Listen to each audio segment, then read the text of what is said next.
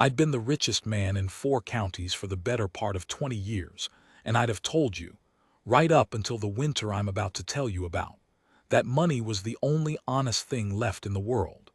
Then a widow who didn't have 2 coins to knock together gave me everything she had on the worst night I ever rode through, and asked me for nothing, and I spent the next 30 years trying to be worth it. My name is Silas Vane. Folks down in Harrow Bend used to take their hats off when I passed, on account of the 3-bar Vane ran more cattle than the rest of the territory put together, and a man with that many head can make or break a town just by deciding where to winter his herd. I knew it, and I'll not pretend I was humble about it. I'd buried my wife, Eleanor, 11 years before, and a piece of me went into that ground with her that never came back up. After that I got hard the way good ground gets hard when nothing's planted in it, not cruel, just shut. I worked. I counted. I rode my fences, and I let no man and no woman pass the gate of me. That winter I'd ridden up to the high country alone to look over a stretch of grass I was thinking of buying, and I went plain, no outfit, no foreman, an old coat and a tired horse, because a baron gets a different price than a saddle tramp, and I like to see a thing the way it really was. That's a habit that saved me money my whole life. It's also the only reason Della Tate ever spoke to me like I was a man and not a bank. The storm caught me on Windvane Pass. I've seen weather, son. I've seen a July hailstorm flatten 1,000 acres of standing grass in the time it takes to drink coffee. But I never saw anything come down off a mountain like that storm came down. 1 hour the sky was a hard, clean blue, and the next it was the inside of a flour barrel, and the wind had teeth, and the cold got into the seams of me and started prying. My horse quit on me halfway up the grade, just planted his feet and shook, the way a horse will when he's smarter than his rider. I got down and led him, and the snow came up over my boots and then over my knees, and I'll tell you plain, I started to do the arithmetic a man does when he understands he might die. I thought about Eleanor. I thought it wouldn't be the worst thing. Then I saw the light. It was a low yellow window off to the left of the road where I'd have sworn there was nothing but rock, and I went toward it the way a moth does, with no dignity left and no plan but the light. It was a roadhouse, a long low building of squared logs hunched into the lee of the mountain with a stable off the back and a hand-lettered board over the door that the snow had near rubbed blind. LARKSONG, it said. And underneath, smaller, Meals BEDS, no credit. I got my horse into the stable, where there was one other animal, a sway-backed mule, and a little grain I helped myself to and meant to pay for. Then I beat the snow off my shoulders and pushed through the front door into the warmth, and a woman looked up from the hearth with a ladle in her hand and a boy half hid behind her skirt, and she said the first thing she ever said to me, which was, "Lord have mercy, mister, you're blue." She had me out of that coat and into a chair by the fire before I'd got my wits back. She was maybe 35, brown hair coming loose from its pins, a face that had been pretty once and was something better than pretty now.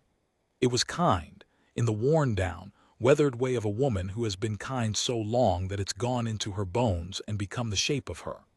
Her dress had been turned and mended at the cuffs more than once. Her hands were red from work. She wrapped a blanket around me, rough wool that smelled of wood smoke, and she pressed a tin cup of coffee into my fingers and held it there until she was sure I could hold it myself. "You'll have stew," she said. It wasn't a question. I said I could pay. She gave me a look then, quick, a little wry, and I came to know that look well in the days after. "Did I ask you?" she said, and she went and dished it up. I want to be honest about the stew, because the whole of it turns on that stew, and I'll not dress it up. It was thin. There was a little salt beef in it, and beans, and some shriveled potato, and it had been stretched with water more than once, I could tell, because I'd eaten poor in my young days before the luck turned, and I knew the taste of a pot that's been made to go further than it wants to. There wasn't much. And I understood, sitting there spooning it down with the wind screaming at the door, that I was eating the bottom of her barrel, that what she'd set in front of a stranger was the last of what she had, and that she'd stretched her own family's supper to do it. The boy Toby, she called him, a thin, solemn child of about 7 with his front teeth missing, watched me eat with a frank hunger that a child can't hide, and I understood that too. I'd taken food out of that boy's bowl. I set the spoon down. "Ma'am," I said, "I can't take this. Give it to the boy." And she put her hands on her hips and looked at me the way a leaner used to when I was being a fool, and she said, "Mister, the boy ate at noon and he'll eat at dawn. You ate when?" I couldn't rightly remember. "Then eat," she said. "It's not charity, it's just supper. There's a difference, and out here a body had better know it." And she took the boy by the shoulder and steered him toward the back, and over her shoulder, not unkindly, she added, "Folks who can't tell the difference end up alone." I ate the stew. To this day it's the best meal I ever had, and I've eaten off China in St. Louis with a senator. The storm shut the pass for 4 days. I have run that ranch through droughts that killed half my herd and a market crash that ruined men I'd known my whole life, and I have never been as helpless as I was those 4 days in Della Tate's roadhouse, and I have never been as glad of it. There was nowhere to be. There was nothing to count. The world had narrowed down to those few warm rooms and the white roar outside, and a man who'd built his whole life on motion had no choice but to sit still and see. What I saw was a woman holding a sinking ship together with her 2 hands and refusing to let it scare her. I learned the shape of it slow, the way you learn anything true, not from her telling me because she didn't complain, not once, but from the things I couldn't help but notice. The lark song had been her husband's dream, Amos Tate. He'd built it himself on the notion that the pass road would grow into a real route and the roadhouse with it, and for a few years it had freighters and stage passengers and drovers, a real living. Then Amos took a fever 3 winters back and died in the very bed I was sleeping in, and the new rail survey ran the line 40 miles south, and the traffic on Windvane Pass dried up to nothing but the desperate and the lost. Like me. She'd taken in the boy when his folks died of the same fever that took Amos, no kin to her, no claim on her, just a child with nowhere to go and a woman who couldn't tell the difference between her own and not her own. She fed him and schooled him from a Bible and an old primer, and she loved him so plainly it embarrassed me to see it, because I'd shut that kind of loving out of myself for 11 years, and here was a broke widow spending it like she had an endless supply. And she was going to lose the place. I found that out on the 3rd night when she thought I was asleep.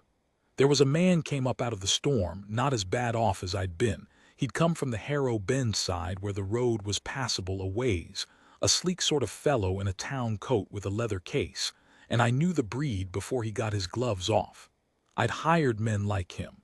I'd been a man like him in my way, a land agent. He sat at her table and warmed his hands at her fire and ate her food, and then he told her, in the gentle, reasonable voice that breed always uses, that the note Amos had signed against the lark song was coming due in the spring, and that the bank had sold the paper to his employer, and that his employer was a generous man who'd let her walk away with a little something in her pocket rather than nothing, if she signed the place over now, quiet, before the thaw. "And if I don't," she said. "Then come spring the note's called," he said, "and you've got nothing, Mrs. Tate, and the boys got less. I'm trying to do you a kindness." I lay there in the dark and felt something I hadn't felt in 11 years, which was a clean killing anger.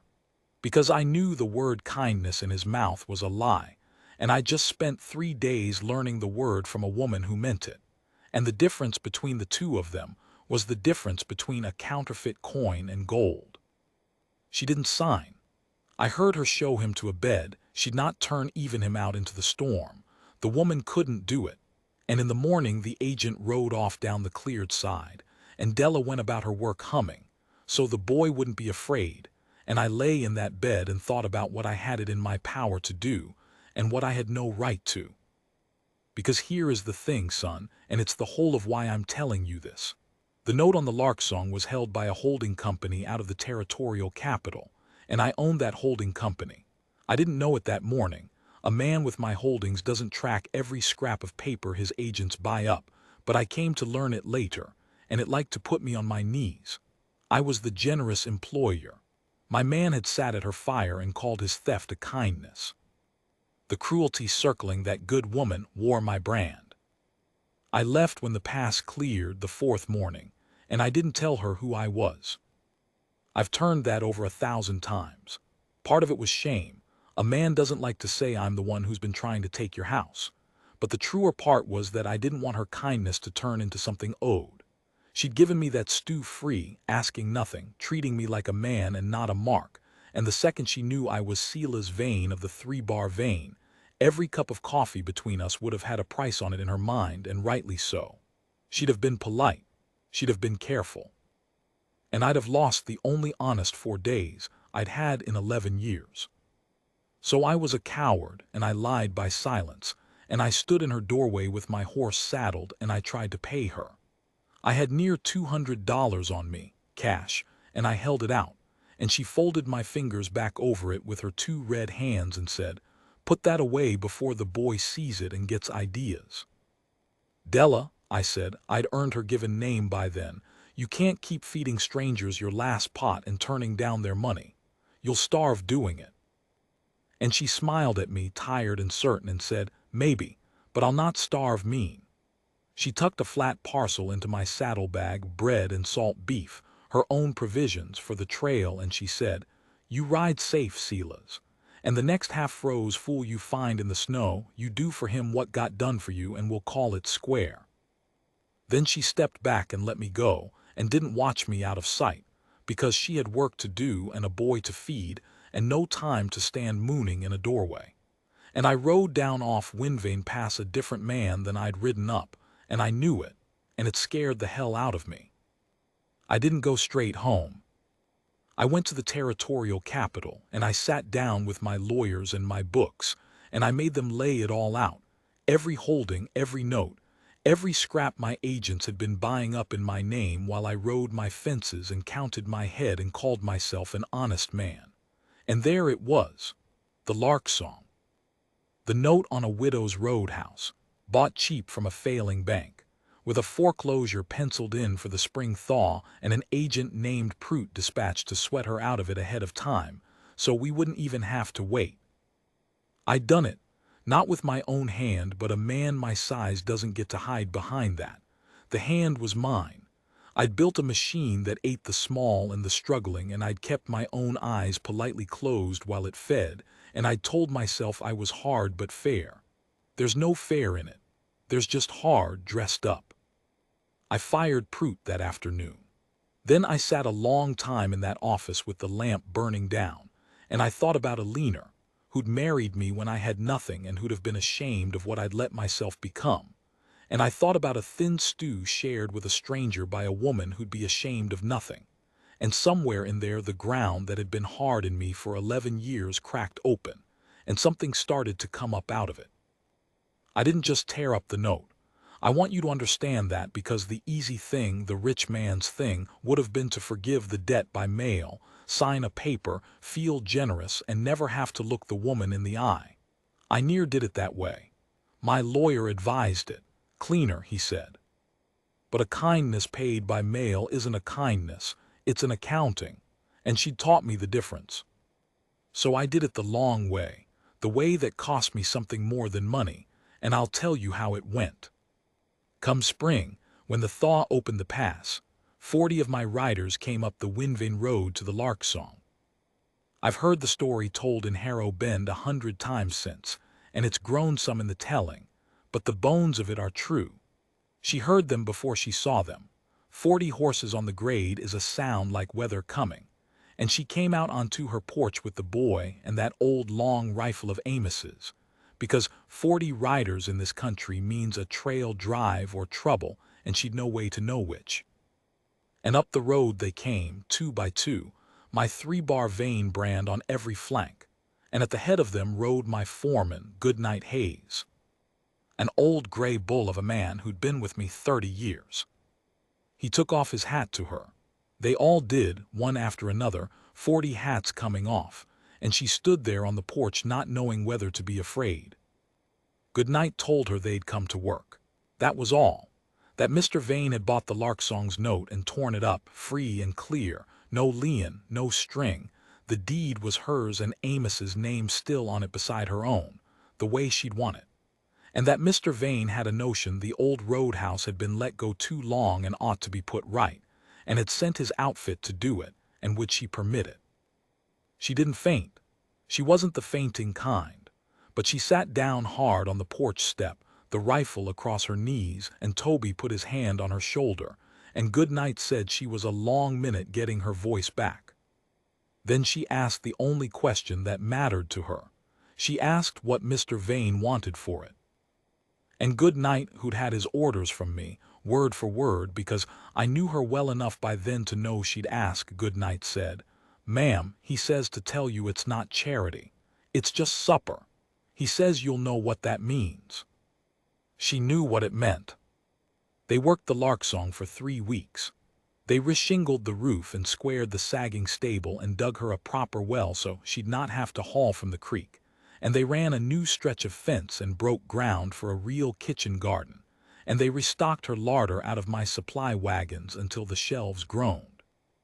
40 men who'd have followed me into a gunfight, spending 3 weeks fixing a widow's roadhouse, and not one of them grumbled, because old Goodnight told them whose kindness they were repaying, and somehow the whole outfit understood it was a debt of honor and not a chore.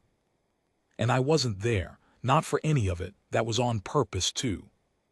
I came up the pass alone, plain, the same way I'd come the first time, 3 weeks after the riders had gone, and the Larksong stood mendied and proud against the mountain. I came on the same tired kind of horse in the same kind of old coat, no brand, no escort, a saddle tramp by the look of me, because I'd be damned if I'd ride up on her in silk and 40 riders and make her feel bought.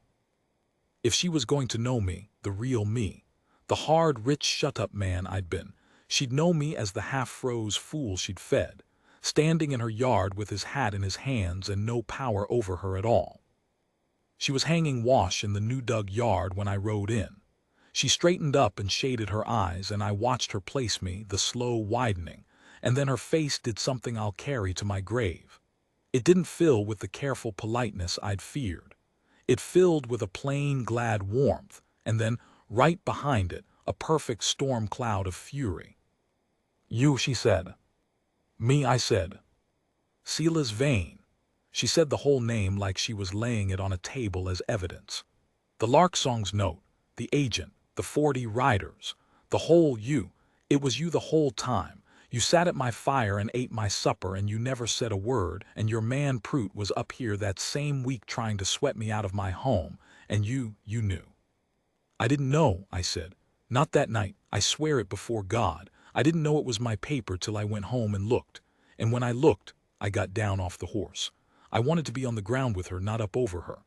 When I looked, Della, I saw what I'd made of myself. A man my size, I'd built a thing that ate folks like you, and I kept my eyes shut so I could keep calling myself fair. You fed me your last pot and asked me for nothing. And I went home and found out I'd been trying to take the very roof you fed me under. There's not a worse thing I ever learned about myself, and I learned it from you, and I've spent every day since trying to be worth that stew." She was quiet a while. The wind moved the wash on the line. "You could have just sent the deed," she said. "By post, you didn't have to come." "No," I said. "I didn't have to, I wanted to come. Because a kindness sent by post is just an account squared, and you taught me the difference, standing right about there, and I'd not insult you by getting it wrong." I turned my hat in my hands. "I tore up your note free and clear. It's yours, your name and Amos's, no string. I'd have done that for any soul Prout was robbing once I knew. That part you owe me nothing for, and I want it plain between us. The place is yours, whatever you decide about me. You can tell me to ride back down this pass and never come up it again, and you'll keep every board of the Larksong just the same. I'll not ever hold a roof over your head to make you do a thing. That's not," my voice went, and I let it, "that's not how I want to be loved, if I'm to be loved at all." There I'd said it. The hardest, richest man in 4 counties, standing in a widow's yard with his hat in his hands, having said the word. She looked at me a long time. Behind her, Toby had come to the door of the roadhouse and stood watching, solemn, missing his front teeth. "Well," Della said at last, and there was the wry old warmth coming back up under the fury, the look I'd carried down off the mountain and not been able to put down for 3 weeks. "You're a fool, Sela's vain. You were a fool half froze in my doorway, and you're a richer kind of fool now." She wiped her hands on her apron. "But you came up the pass plain, on a tired horse, in that same sorry coat." She shook her head. "A man who wanted to buy me would have come in the silk hat." "I don't want to buy you," I said. "I couldn't. You're not for sale, and that's the best thing about you and the worst, and I've thought of little else for 3 weeks." "No," she agreed, "I'm not." And then, because she was Della Tate and never could leave a cold fool standing, "But it's coming on noon, and you've ridden a long way, and there's stew on. Real stew this time, your own beef, the Lord and your supply wagons be thanked. You'll come in and eat it, and we'll see." We saw. I'll not lay out the whole long courting of it, because the tender part of a thing like that belongs to the two who lived it, and a held hand says it better than a page can. But I'll tell you the shape, because the shape is the point. I didn't move her down to the cottonwood reach to be the lady of the 3-bar vein. She'd not have come, and I'd not have asked it, because the lark song was hers, Amos's dream and her own grit. And a thing a person builds with their own hands is not a thing you ask them to walk away from for your bigger house. So I did the asking the other way round. I asked, could I come up the pass? Could a hard man learn to be soft in her kitchen? Could the richest fellow in 4 counties make himself useful mending her fence, and digging her garden, and sitting of an evening teaching a missing-toothed boy his letters out of a primer? Which is a thing I found I was good at, and had been starving for 11 years without knowing. She made me earn it, every inch. She kept her own book and her own gate and her own name, and when at last she married me, 2 years on in the Harrow Bend church in no great hurry, on her own terms entire, the lark song stayed the lark song, hers, and the deed kept both our names beside Amos's, because she said a place can hold more than one love in it the same as a heart can, and she'd not crowd the dead out to make room for the living. We ran them both, the great ranch and the little roadhouse, near 30 years. I'd come up the pass when the work let me. Folks who'd taken their hats off to Sela's vein, the cattle baron took them off again to Della Tate of the lark song, and meant it more, because the whole territory knew the story by then. How the boss had been thawed out by a widow's stew, and a kindness like that, once it's loose in a country, it spreads. We never turned a soul from that door, fed or unfed, paying or broke, the whole rest of our lives. No credit, the board still said, because Amos had carved it, but she'd long since added under it in her own hand. But no one goes hungry. Toby grew up tall and took over the 3-bar vein when my legs gave out, and runs it honest to this day, and there's no man's hand I'd sooner have it in. Della's been gone 2 winters now. She's up on the rise behind the lark song next to Amos, where she wanted to be, and I'll be the 3rd up there before long and have no quarrel with it, for I've outlived the best of myself, and I'm only telling you this so a piece of it stays. I was the richest man in 4 counties. I died poor of nothing that matters, and it all turned on a thin pot of stew, shared by a woman who didn't have it to spare, with a half-froze stranger she'd never collect a cent from, because she couldn't tell the difference between her own and not her own, and never wanted to learn. That's the whole of it, son. That's how a kindness gets repaid, not by the 40 riders, not by the torn-up note, by a hard man spending the rest of his days trying to deserve a supper he was given free.